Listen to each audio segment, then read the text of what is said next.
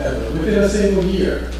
And that landscape, the people are still surviving. In fact, it was a prosperous year economically because they had this biodiversity. Some of the things that we talked about in the beginning is we're seeing global changes where people are relying much more on trees for their food and tree crops. It seems to be everywhere, more trees on the farm and keeping wild patches. And so, for example, in this area, the importance of tamarind and baobab has actually increased and people are taking care of it. Baobab, which is somewhere near extinction. And of course, a larger number of crops, new ones, things that scientists are working on with perennial varieties of annual crops. Indigenous peoples are also working on it with considerable success in many areas with the legumes. So we talk about biodiversity, and I like what Chris Charles said. We don't have a king in my country, but if we did, I'll take Chris Charles. If you had to pick one. But in any case, one of the things he said is, let's not talk about sustainable intensification. Let's talk about how we can intensify sustainability. And we need to intensify food production. And so we need to make this link between biodiversity and food production. Food is mosaic landscape. And we need to adopt that long-term perspective of indigenous community that identifies with the land. You know where your food comes from. You know where what the land has, how it's reacted over the years to different processes. And so we need to make these linkages. And that's what was interesting about this morning is that nobody wants to go back to the old debates, conservation or agriculture, a nice world or a well-fed world. I think we're both headed off the cliff unless we see the world differently from both sides, from conservation and agriculture. And some of the things that we talk about in the food movement, and several people talk about the food movement, is food sovereignty, food traditions, food quality, and healthier foods. These are concerns that you find them in Sweden, and you'll find them in Burundi, and you'll find them in Vanuatu. Or wherever you are, in Bolivia, you find these same things. We need to link that to the resilience of these mosaic landscapes. We need to preserve the diverse biocultural perspectives, and we need to see these systems not as something to be preserved only because of their interesting properties, biological or otherwise, and cultural, but because this is where innovation takes place. For innovation, you need two things. You need some kind of resource that you're playing with, and you need some thinking and knowledge and be able to share ideas. This is what happens in these places where there is culture. And the process of crop domestication, if you think of it as a process that finished in the 19th century, we're doomed. If we think of it as an ongoing process, we can adapt. So these agricultural change in food systems evolve rapidly and securely when they're linked to food culture and mosaic landscapes. So that's the kinds of lessons. I won't take up any more of your time because I think you and many of the, not just the speakers, but I'd like to see very much of the audience, have the kinds of examples that shows that this is not a dream, it's not a quaint folk tale, it's a reality that we can build upon to solve our futures. Thank you.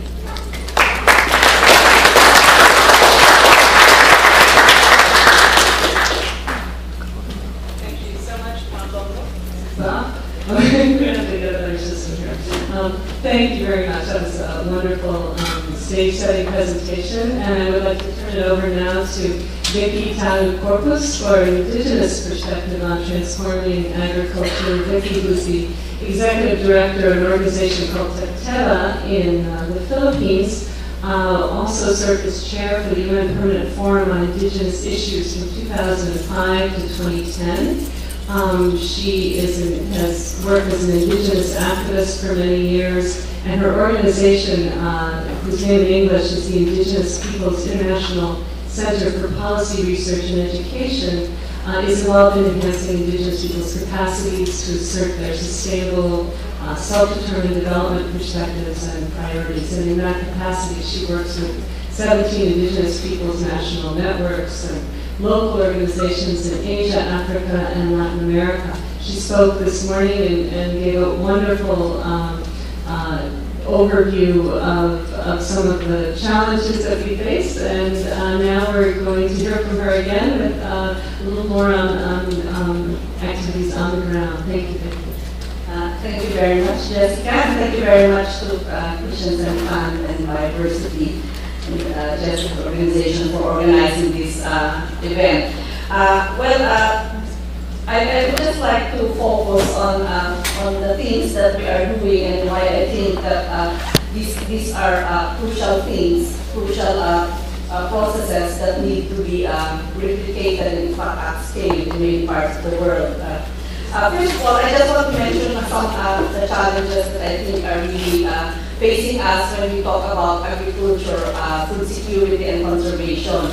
I think one of the key challenges that we face really is that internationally, in the rich countries and even in other organizations, there's really a lot of subsidy, agricultural subsidy, that's around $300 to $400 billion a year, that's given to big-scale industrial agricultural farmers. And this subsidy is really something that has really pushed a lot of our governments to be engaged more in this kind of agriculture rather than supporting the small-scale sustainable agriculture that's being done, and that is more, of course, ecologically sustainable and it promotes more social equity.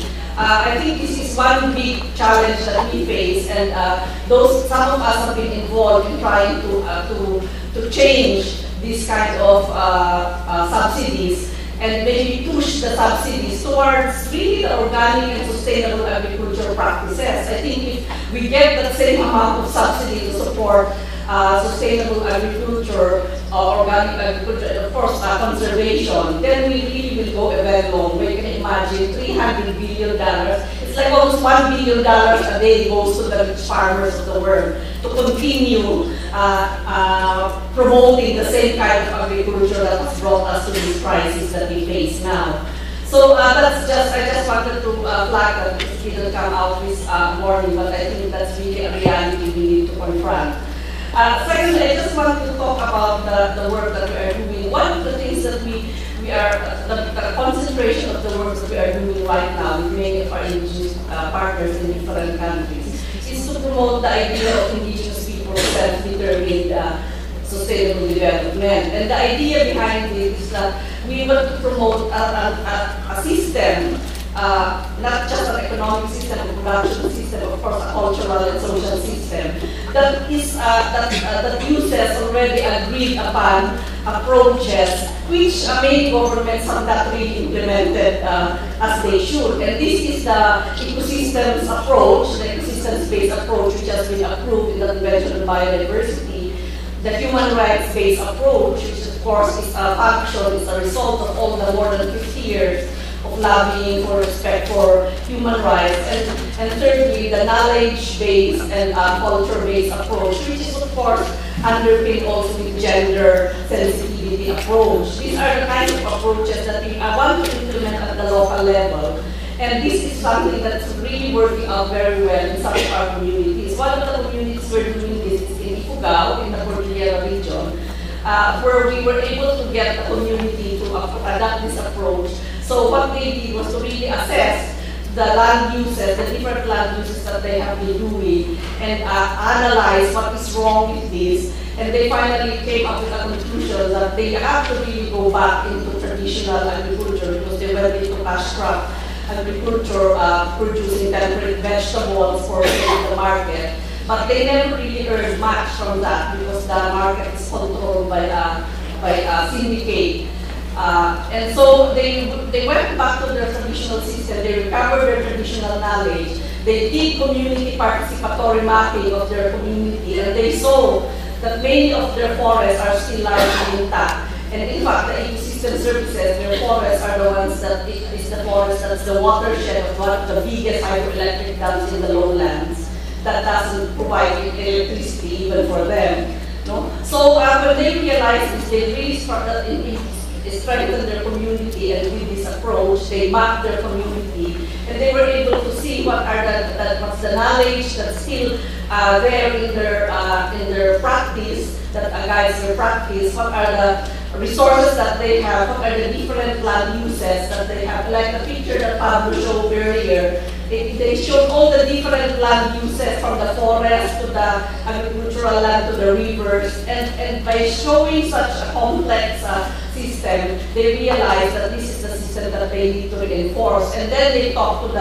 after they mapped the community, the mayor of that particular town said that, oh, this is very good, and that because it's participatory, all of them were involved. And so the mayor gave money to, in fact, map the whole municipality. No, and that was great because it's being implemented. The Philippines is signatory to the convention, but they never implemented the ecosystem's approach. No, so when the mayor saw that, he said, "Oh, this is a very good approach, and we should do this." And it worked. Now we are doing it now in different communities in different parts of the world. But the most I would like to end is one of the really tools that we use that has been very empowering is the community participatory mapping process, where the people themselves identify the different land uses, they identify their resources, they make a resource inventory, and then when they make an inventory, they themselves analyze what if they have no own trees in one part of the forest, or there are no more baby trees, then they analyze all this, and then from out of that, they develop a program of action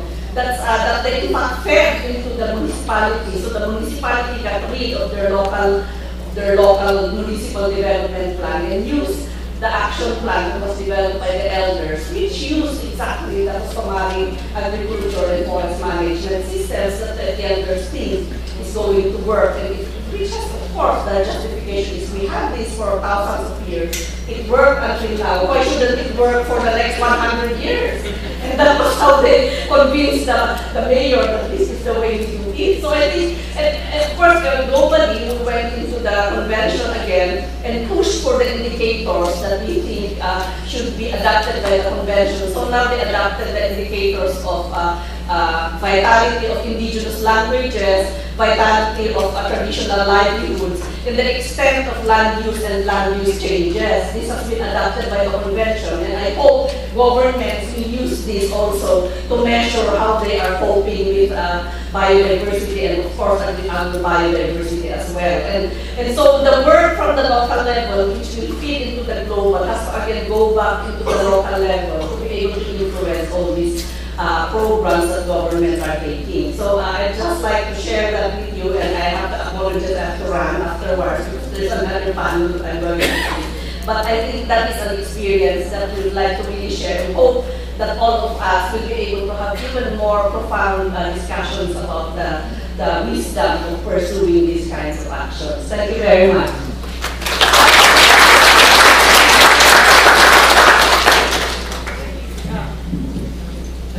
Vicki, thank you so much for illustrating that wonderful cycle of going from the bottom up and the local to global frameworks and policy agreements, but then get back to the local. We did have this section of our workshop is really about framing the challenge, and then we're going to move into the examples of transformational partnerships. We did have a little bit of time here for questions and answers, and especially since we're going to lose Vicki. If there's anyone in the audience and I think I can invite maybe 2 questions in the time available, who have a question or a comment for Vicki, please come forward to the microphone, and again, bear in mind that this is being interpreted, so choose your language, and please speak clearly for the interpreter. So I saw a hand in the back. If you could please introduce yourself and... So thank you very much. So my name is Mr. Go. So I'm co-president of Korea Food Education Network. Yeah. So I'm with the government.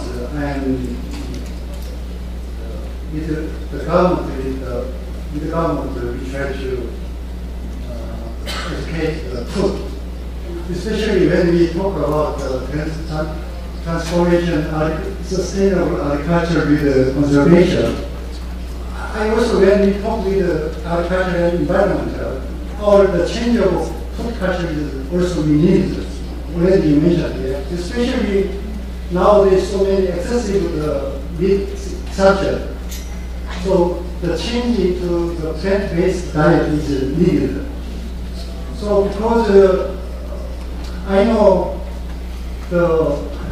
if we change into the plant-based diet, you can free up 70% of global agricultural land into the deforestation and the soil carbon, organic farming. What do you think of this kind of change of culture into the plant-based diet? And are you directing that to Pablo or to Vicky or both? To Pablo. Well, I think that's, of course, it's ideal if we can really push communities to really be into a plant-based diet.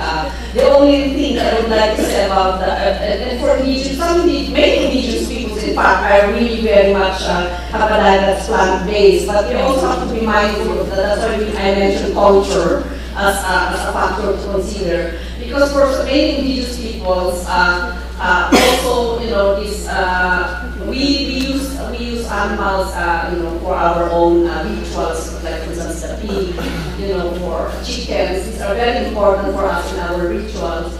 But we always believe that you have to raise animals in the way of nature, in the most natural way. I think if animals are raised in a natural way, not in the farms that we see where they are fed all this corn and soya beans and all that. I think if they are fed, they just eat grass, the normal things they eat. I think that shouldn't create a lot of problems. And of course, there's also a way of controlling the population of animals. We have to be mindful that in Africa, for instance, we have pastoralists, who are also very much dependent on their production of, on their cow production, but all the cows that they produce are really produced in a very natural way as well. So I think a balance of both a plant-based diet and a diet that also have this animal-based, but with animals raised in a very natural way is also a balanced way of looking at things. And if we have to be mindful, if we have to be culturally sensitive, we also have to think of those kinds of people who are also dependent on animal production as well.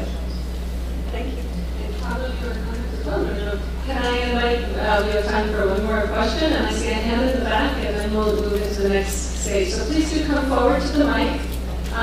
Sorry, in the back. Yeah, there you go. Please say it. Merci, moi c'est Alphonse Bouindo, je suis du réseau PREF RDC. Je voudrais savoir quel type de partenariat peut-on établir entre les communautés et les organisations qui les accompagnent dans cette dynamique en fait de promouvoir la sécurité alimentaire. Et si un partenariat formel est établi, est-ce qu'il y a des indicateurs de changement autour desquels les deux parties ou plusieurs parties s'accordent? Merci.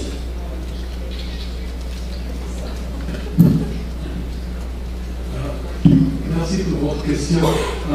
Oui, on envisage un partenariat qui peut inclure des organismes formels, soit la gestion des aires protégées, par exemple, des instituts de recherche économique, des banques de gel, des jardins botaniques. Mais c'est-à-dire le défi, c'est d'établir un partenariat qui peut établir une égalité et surtout de mettre, si je peux dire, même que la force plus importante, ça doit venir de la communauté, de définir la problématique, de définir aussi les critères, les indicateurs pour leur bien-être. Parce que si ça n'est pas inclus dans leur système, donc on continue de la même façon de promouvoir la conservation d'une côté ou l'agriculture de l'autre côté.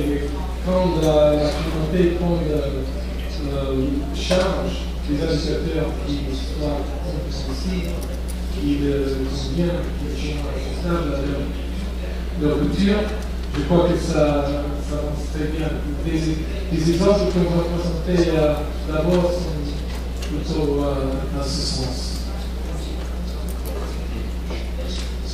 Well, yeah, I think the basic thing in any partnership is really the full and effective participation, especially of the local communities and the indigenous peoples. I think any partnership that doesn't facilitate that kind of involvement is really is bound to fail. We have seen how, say, forest management or even agriculture has been so centralized. Most governments operate in a very highly centralized manner. And I think it's about time that we fall for decentralization and more autonomous ways of doing your own development. You are the ones who know your ecosystems very well, especially if you grew up, lived in that ecosystem. So you have the knowledge on how to sustain such ecosystems. So you should be the ones who should be the primary decision makers whenever any kind of agriculture or conservation program is put into place. And I think those two principles of full and effective participation, decentralization, and local empowerment are really the key factors for that. And of course, in terms of indicators, we have developed, in fact, the indigenous peoples have developed indicators of well-being and sustainability. This was done together in partnership with Christensen Fund and other biodiversity.